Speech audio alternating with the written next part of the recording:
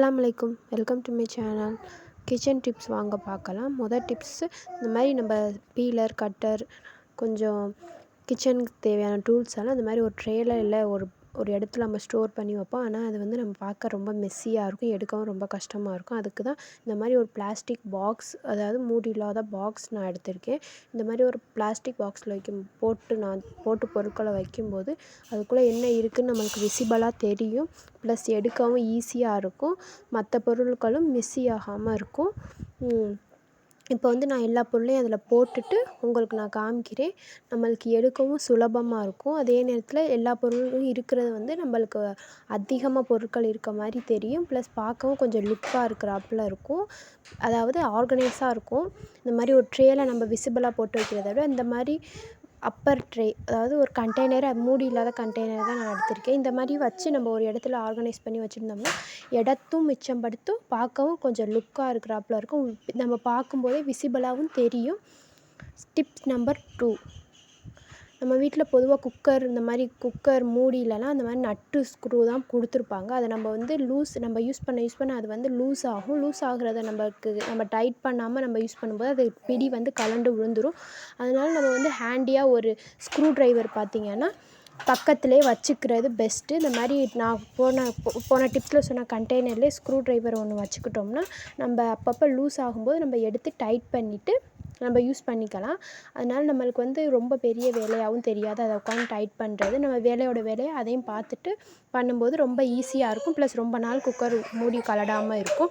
Tip number 3, நம்ம oil container தான் store பண்ணுற ஒரு ட்ரே பார்த்திங்கன்னா இந்த மாதிரி ஒரு ட்ரேயில் வைக்கும்போது ஈஸியாக இருக்கும். ஒரு ஆயில் கண்டெய்னர் ஸ்டோரேஜ் இடம் அது வந்து ஆயிலுக்காக ஒதுக்குனது இந்த மாதிரி தனியாக வைக்கும்போது பார்க்கவும் லுக்காக இருக்கும், ஈஸியாக இருக்கும். இந்த மாதிரி ஒரு ட்ரேயில் நியூஸ் பேப்பரோ அல்லது சம்திங் நோட் பேப்பரோ அந்த மாதிரி நம்ம போட்டு வச்சுட்டு அப்புறமா ஆயில் ட்ரே வச்சோம்னா ஆயில் வந்து சிந்தினாலும் கீழே ட்ரேயில் படாது.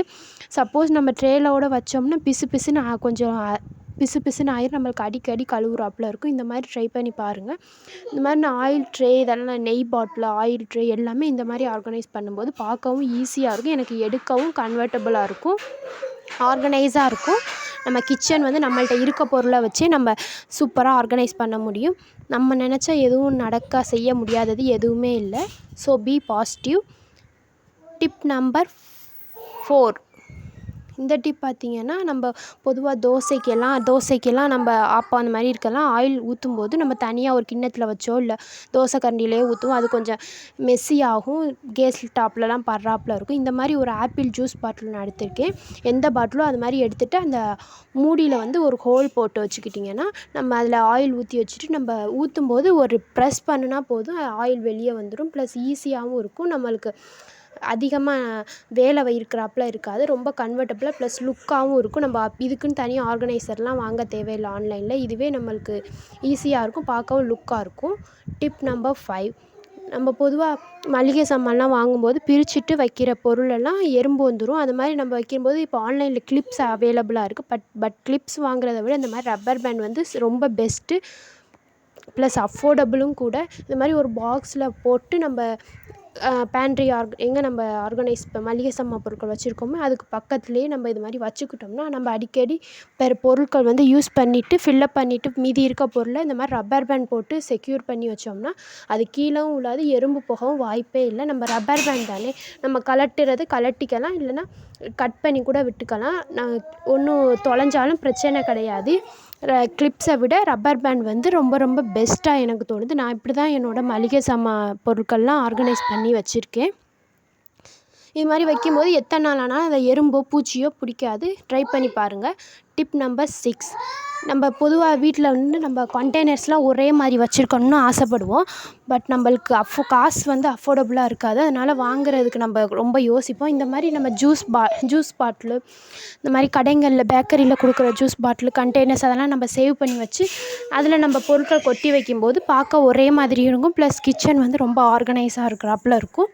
இந்த டிப்ஸ் ட்ரை பண்ணி பாருங்கள். நான் இது வந்து எங்கள் ஊரில் கொடுத்த பாதாம் பால் டப்பா, அது பேக் பண்ணி கொடுப்பாங்க. அதை தான் நான் இதில் டீத்தூள் கொட்டி வச்சு யூஸ் பண்ணிக்கிட்டு இருக்கேன்.